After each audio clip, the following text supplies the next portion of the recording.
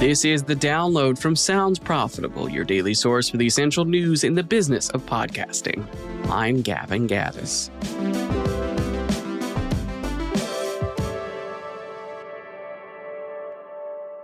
Here's what you need to know for today, Wednesday, May 20th. First up, building a more trusted podcast experience for creators and listeners.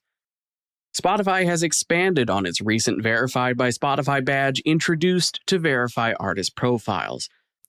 Podcast shows will also display a green Verified by Spotify checkmark to indicate the official presence of a creator, publisher, or brand. The checkmark shows the podcast has been reviewed against Spotify standards for authenticity and trust, based on sustained listener activity, good standing with Spotify's platform policies, and verified audience authenticity. Next up, the Podnews Report Card 2026 results. Each year, Podnews solicits feedback from the podcasting community to gather their thoughts on podcast platforms.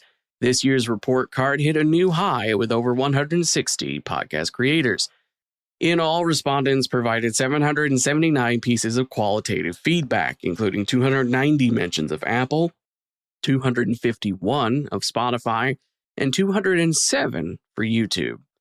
Respondents said it was easier to get podcasts listed in major directories than it was several years ago, though US-based respondents noted ID verification as a pain point when setting up a podcast on YouTube.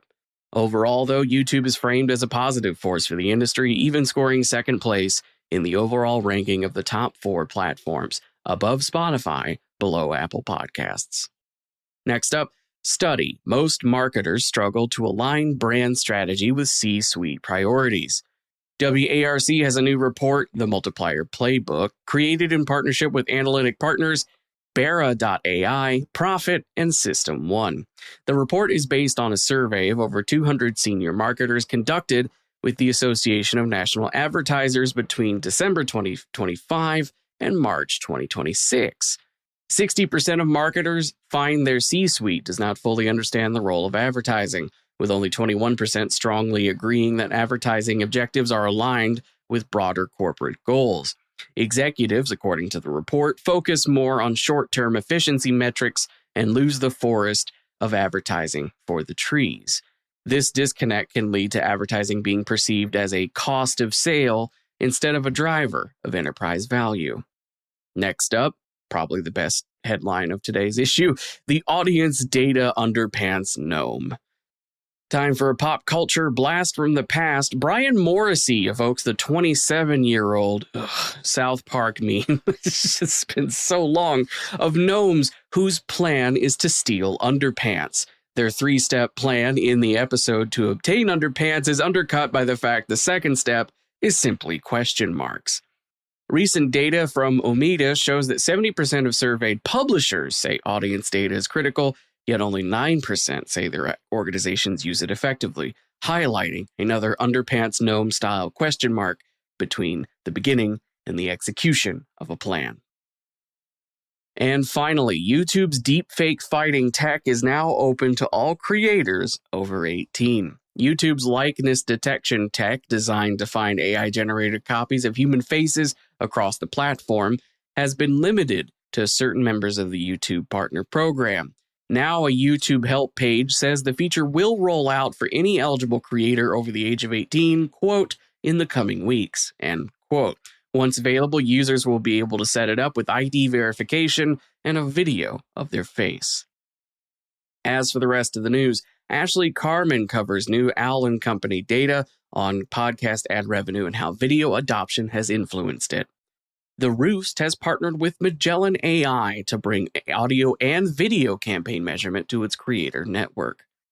The International Women's Podcast Awards now have a new owner in Tink Media. Submissions open today at $50 each, and the award ceremony is moving to Toronto.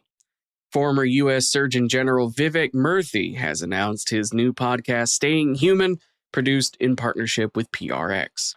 Nine Entertainment has announced a new radio show hosted by Carl Stefanovic and Eddie McGuire, which will stream on Nine Now and Stan thanks to a multi-platform arrangement with ARN Media. Libsyn has announced an exclusive partnership with Lance Armstrong's podcast, The Move, providing exclusive advertising and hosting for the podcast special coverage of the July 2026 Tour de France. And Amazon's Alexa can generate podcast episodes on various topics now using AI and licensed content from partnered newsrooms, including the Associated Press, Reuters, and the Washington Post.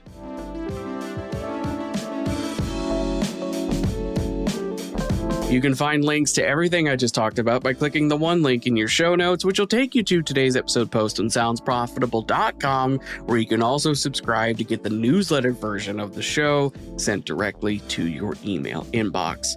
Today's issue was written and produced by myself, Tom Webster, Brian Barletta, and Molly Demillier. For Sounds Profitable, I'm Gavin Gaddis, and we'll see you tomorrow.